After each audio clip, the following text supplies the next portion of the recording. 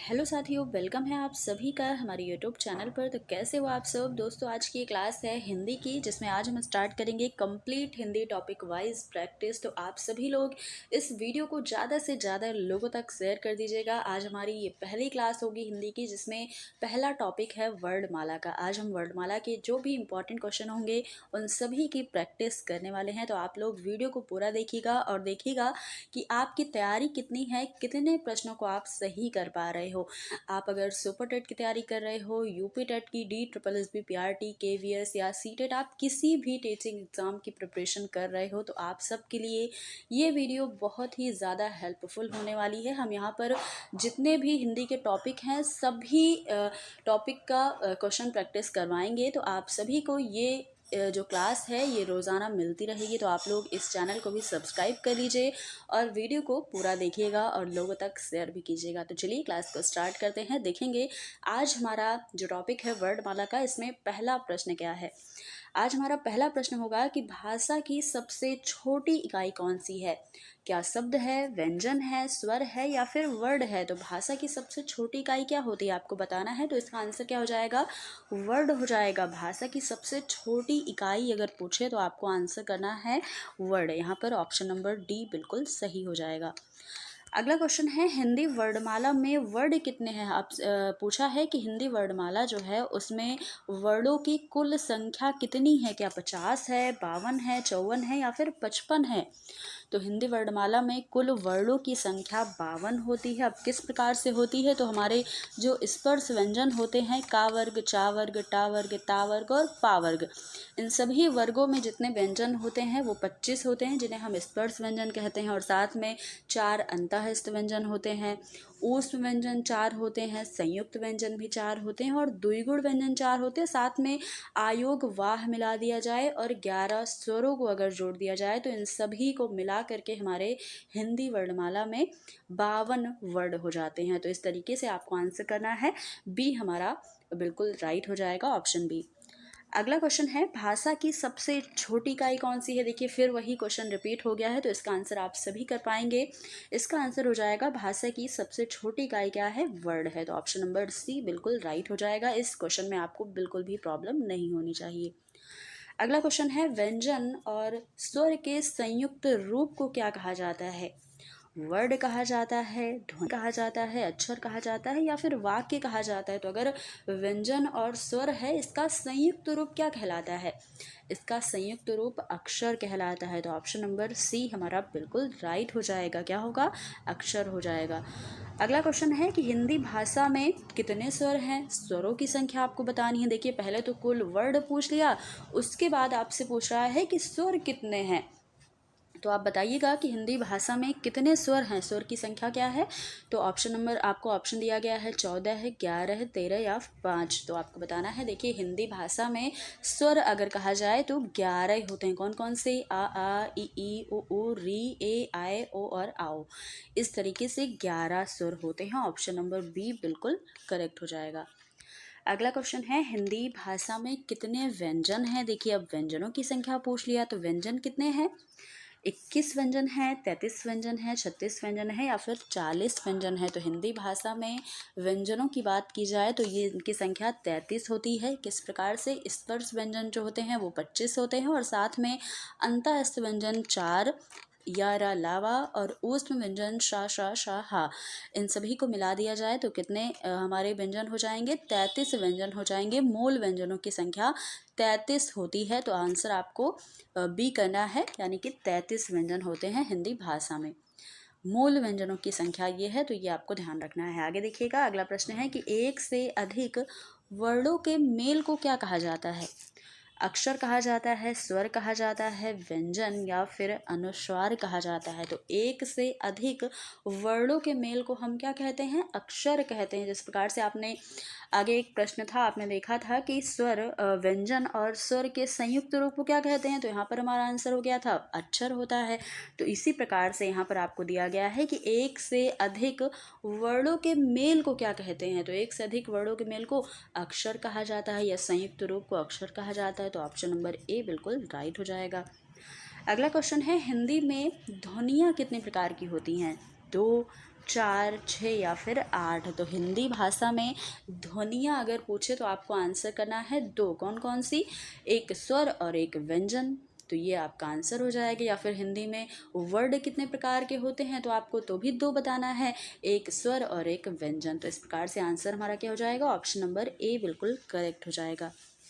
अगला क्वेश्चन है वर्णमाला में स्पर्श व्यंजनों की संख्या कितनी है? अब सिर्फ स्पर्श व्यंजन पूछ लिया गया। तो इस तरीके से आपको एग्जाम, देखिए प्रश्न किस प्रकार से पूछता है। एक बार स्वर कितने हैं, एक बार व्यंजन कितने हैं। अब देखिए आपको पूछ लिया, ये क्वेश्चन थोड़ा सा टफ हो जाएगा कि स्पर्श व्यंजन की संख्या कितनी है। क्या 25 है, 30 है, 20 है या फिर 35 है? तो स्पर्श व्यंजन हमारे जो का वर्ग, चा वर्ग, टा वर्ग, ता वर्ग और पा वर्ग, इन सभी को मिला करके हमारे 25 व्यंजन होते हैं। तो स्पर्श व्यंजन संख्या कितनी है? 25 है। ऑप्शन नंबर ए बिल्कुल करेक्ट हो जाएगा। अगला क्वेश्चन है कि भाषा की सार्थक लघुत्तम इकाई किसे माना जाता है? तो भाषा की, अभी तक आपने देखा था भाषा की सबसे छोटी इकाई, तो भाषा की सबसे छोटी इकाई क्या थी? वर्ड थी। तो यहाँ पर ऑप्शन बी तो नहीं होगा, ये तो आपने पहले ही एलिमिनेट कर दिया। अब देखिएगा शब्द बचा हुआ है अर्थ और मात्रा। तो भाषा की सार्थक लघुत्तम इकाई हम किसे कहते हैं? शब्द को कहते हैं। ऑप्शन नंबर ए बिल्कुल राइट हो जाएगा, ना कि अर्थ और ना कि मात्रा को। तो शब्द हमारा आंसर होगा। अगला क्वेश्चन है हिंदी चिन्हों के क्रमबद्ध समूह को क्या कहते हैं? तो लिपि लिखा हुआ है, इससे मैंने हिंदी पढ़ दिया। तो लिपि चिन्हों के क्रमबद्ध समूह को हम क्या कहते हैं? वर्णमाला कहते हैं। ऑप्शन नंबर डी करेक्ट हो जाएगा, ना कि अक्षर होगा, ना वर्ड होगा और ना वर्ड समूह होगा। तो आंसर वर्णमाला हो जाएगा। क्रमबद्ध समूह को वर्णमाला कहा जाता है। आगे देखिएगा वर्णों के समुदाय को क्या कहते हैं? वर्णों के समुदाय को वर्णमाला, सर्वनाम, अक्षर या फिर क्रिया क्या कहते हैं? वर्णों के समुदाय को, वर्णों के समुदाय को हम वर्णमाला कहते हैं। बहुत ही आसान सा क्वेश्चन था, तो इसका आंसर हो जाएगा ऑप्शन नंबर ए वर्णमाला। अगला प्रश्न देखिएगा कि निम्न में से दीर्घ स्वर कौन सा है? ई है या फिर बड़ी ई है, ए है या फिर आय है? तो दीर्घ स्वर पूछा है आपसे, जल्दी से इसका आंसर आप करिएगा। देखिए दीर्घ स्वर कौन कौन सा, यहाँ पर कौन सा है, ये आंसर होगा हमारा कौन सा हो जाएगा? तो यहाँ पर आंसर हमारा हो जाएगा ऑप्शन नंबर बी, ये हमारा दीर्घ स्वर है। अगर आप सोच रहे होंगे क्यों नहीं है, तो ये क्या है? ये मूल स्वर है या हरस स्वर है। आ, ई, उ और री, ये हमारा हरस स्वर होता है। जबकि दीर्घ स्वर होते हैं बड़ा आ, बड़ी ई, उ, ए, आए, ओ और आओ, ये सारे दीर्घ स्वर या संधि स्वर। संख्या कितनी है? 7 है। और दीर्घ स्वर अगर हरस स्वर की बात करें तो हरस और लघु स्वर 4 होते हैं, आ, ई, ओ, री। तो इसलिए हमारा आंसर यहाँ पर दीर्घ स्वर क्या है? ई हो जाएगा।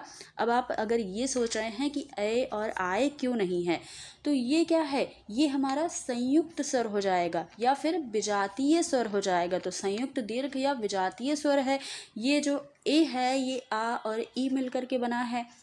और अगर आय की बात करें, ये तो आ और आय मिलकर के बना हुआ है, तो इसलिए ये विजातीय स्वर है। जबकि मूल दीर्घ की अगर बात करें तो मूल दीर्घ बड़ा आ, बड़ी ई और बड़ा ऊ ही होते हैं। तो 3 मूल दीर्घ स्वर या सजातीय संधि स्वर होते हैं। तो इसलिए हमारा आंसर दीर्घ स्वर पूछा था, ना कि संयुक्त दीर्घ स्वर पूछता। अगर तो हम यहाँ पर ए और आय दोनों कर सकते थे। तो इसलिए आंसर हमारा बड़ी ई हो जाएगा, ऑप्शन नंबर बी।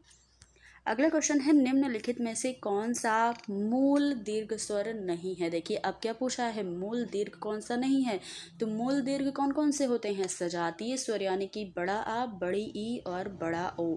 तो बड़ा आपको दिख रहा है ऑप्शन में, बड़ी ई भी दिख रही है और बड़ा ओ भी दिख रहा है। तो ये 3 मूल दीर्घ स्वर नहीं है। ये क्या है?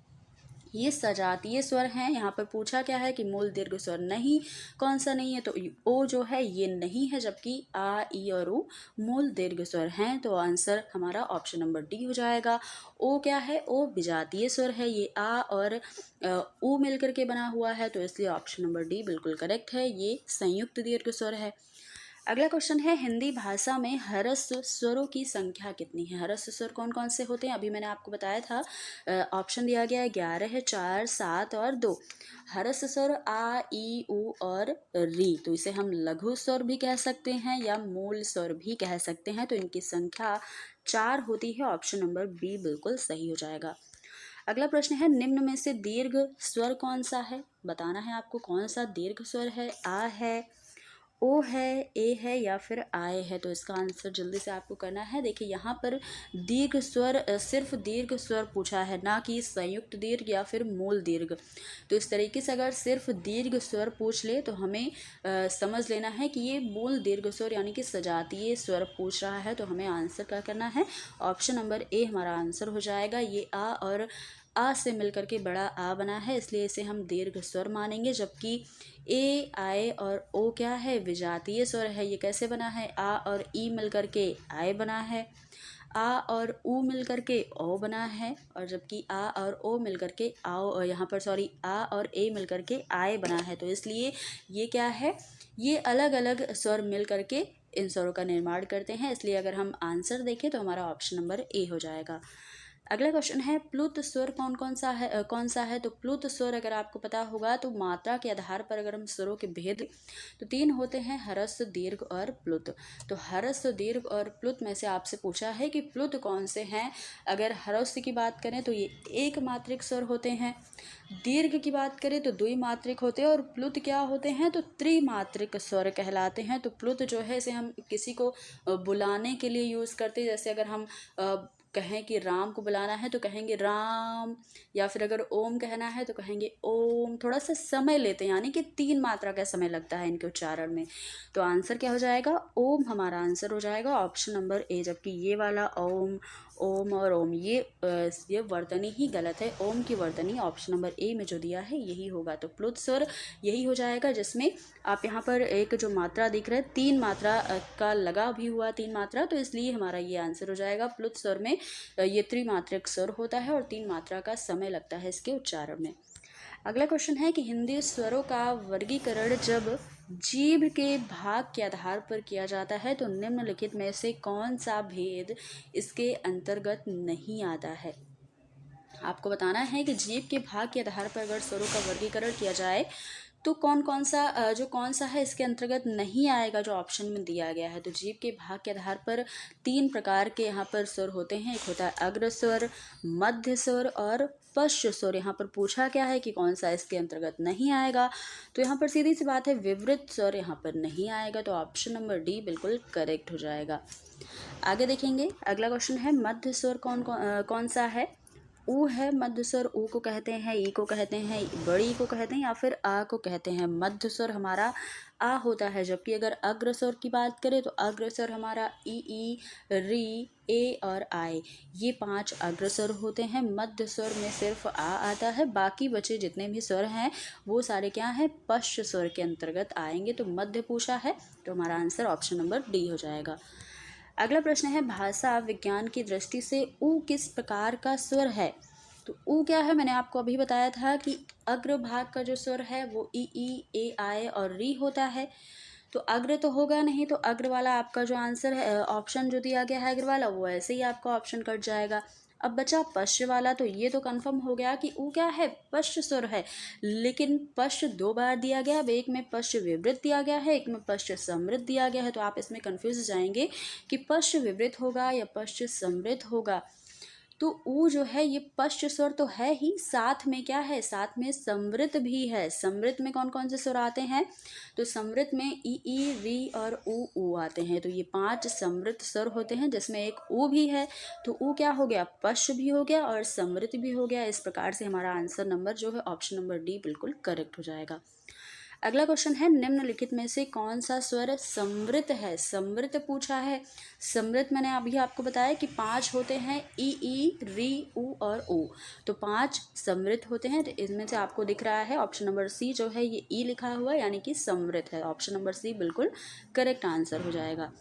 अगला क्वेश्चन है मात्रा के आधार पर स्वर कितने प्रकार के होते हैं? अभी मैंने आपको बताया था कि मात्रा के आधार पर स्वर 3 प्रकार के होते हैं, एक ह्रस्व, एक दीर्घ और एक प्लुत। तो इस प्रकार से 3 आंसर हमारा हो जाएगा। ऑप्शन नंबर बी बिल्कुल करेक्ट हो जाएगा।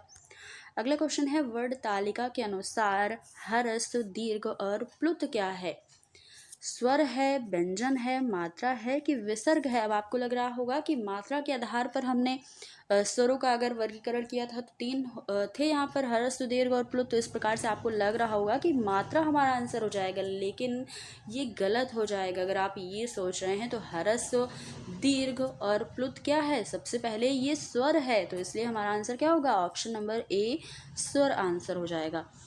अगला प्रश्न है, जिनकी ध्वनि केवल मुख से निकलती है वे क्या होते हैं, वृत्ताकार स्वर होते हैं, समृद्ध स्वर होते हैं, अनुनासिक होते हैं या निरनुनासिक होते हैं। तो जिनके ऐसी ध्वनियाँ जो केवल मुख से निकलती हैं, जिनका उच्चारण केवल मुख से होता है, उन्हें हम निरनुनासिक स्वर कहते हैं। इसलिए हमारा आंसर क्या होगा, ऑप्शन नंबर डी बिल्कुल करेक्ट हो जाएगा।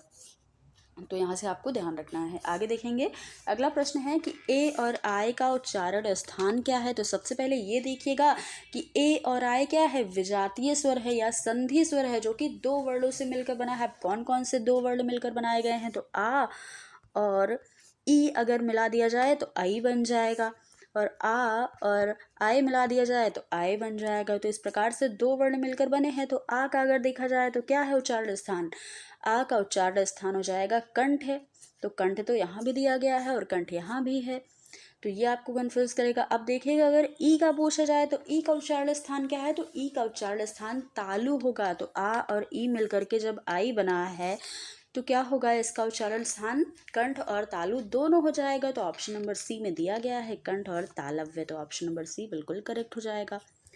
अगला क्वेश्चन है, निम्नलिखित में से कंठ ध्वनियाँ कौन सी हैं। तो कंठ ध्वनियाँ कौन सी हैं, का खा है, या रा है, चा जा है या फिर टा और ला है।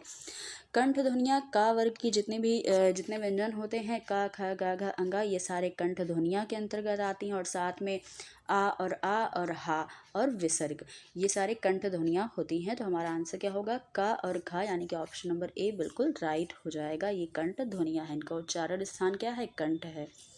अगला प्रश्न है, निम्नलिखित में से हिंदी की कंठ ध्वनि कौन सी है। बड़ी ई है, ता है, फा हर हा है। यहाँ पर हिंदी की कंठ ध्वनि से कोई मतलब नहीं, आपको सीधा ये देखना है कि कंठ ध्वनि यानी कि कौन सा ऐसा वर्ड है जिसका उच्चारण स्थान कंठ है। तो कंठ से हम हा को उच्चारित करते हैं, छोटा आ, बड़ा आ और का वर्ग, साथ में विसर्ग और हा, इन सभी को कंठ से उच्चारित किया जाता है। इसलिए ऑप्शन हमारा डी बिल्कुल सही हो जाएगा, हा। अगला क्वेश्चन है कि उच्चारण स्थान के आधार पर यहाँ व्यंजन है, तालव्य है, मूर्धन्य है, कंठ है और ओष्ठ है। तो कंठ वाला जो है ये तो का वर्ग के व्यंजन आते हैं इसके अंतर्गत। और अगर देखा जाए यहाँ किस वर्ग का व्यंजन है, तो चा वर्ग का है। चा छा जा झा यहाँ होता है ना, तो चा वर्ग के अंतर्गत आता है। तो चा वर्ग का उच्चारण हम करते हैं तालव्य से, इसलिए आंसर क्या होगा, तालव्य हो जाएगा। ऑप्शन नंबर ए बिल्कुल करेक्ट हो जाएगा। अगला क्वेश्चन है कि चा छा जा झा इया का उच्चारण होता है कहाँ से, ओष्ठ से, दंत से, तालु से या मूर्धा से। तो इसके पहले हमने इसी आंसर को किया है, इसी क्वेश्चन को, तो आंसर हमारा तालु हो जाएगा। ऑप्शन नंबर सी बिल्कुल राइट हो जाएगा। अगला क्वेश्चन है कि निम्नलिखित व्यंजनों में से कौन से व्यंजन का उच्चारण हम तालु से करते हैं। देखिए, तालु से आपको बताना है तो आपको ये देखना है सबसे पहले कि इनमें से चा वर्ग के कौन से व्यंजन है। चा वर्ग का क्या का है, ढ़ा है, छा है या मा है। तो चा वर्ग के अंतर्गत छा आता है, इसलिए आपको ये पता है कि चा वर्ग के जो भी व्यंजन होते हैं वो तालु से उच्चारित होते हैं। और पूछा क्या है, तालु से ही पूछा है। तो आपको जल्दी से इसका आंसर कर देना है कि छा, यानी कि ऑप्शन नंबर सी हमारा बिल्कुल करेक्ट आंसर हो जाएगा। तो दोस्तों, ये थे आज के हमारे वर्णमाला टॉपिक के प्रश्न। आपको कैसे लगे ज़रूर बताइएगा, और आपके कितने प्रश्न सही हुए हैं ये स्कोर भी आप अपना ज़रूर बताइएगा। और ऐसे ही ये क्लास आपकी डेली आपको मिलती रहेगी, टॉपिक वाइज हम क्वेश्चन करेंगे। देखिए, अभी वर्णमाला टॉपिक के और भी क्वेश्चन बचे हैं, जिसमें अल्प प्राण के प्रश्नों को, सघोष और अघोष या महाप्राण, इन सभी प्रश्नों को अभी हमने नहीं कवर किया है। तो अगली क्लास जो आपको मिलेगी वर्णमाला पार्ट 2 की, उसमें हम और भी वर्णमाला के क्वेश्चन लेकर आएंगे आप सबके लिए। तो आप सब पहले से वर्णमाला टॉपिक को अच्छे से पढ़ लीजिएगा या रिवाइज कर लीजिएगा, आपने पढ़ लिया है तो इस तरीके से आपके और भी अच्छे से क्वेश्चन आपके सही होने लगेंगे। तो दोस्तों, ये थी आज की हमारी क्लास। कैसी लगी क्लास, अच्छी लगी हो तो लाइक शेयर कीजिएगा, और चैनल को सब्सक्राइब ना किया होगा तो कर लीजिएगा। इस तरीके से आपकी और भी क्लासेस आपको मिलती रहेगी। तो फिर मिलते हैं अगली क्लास में, तब तक के लिए धन्यवाद।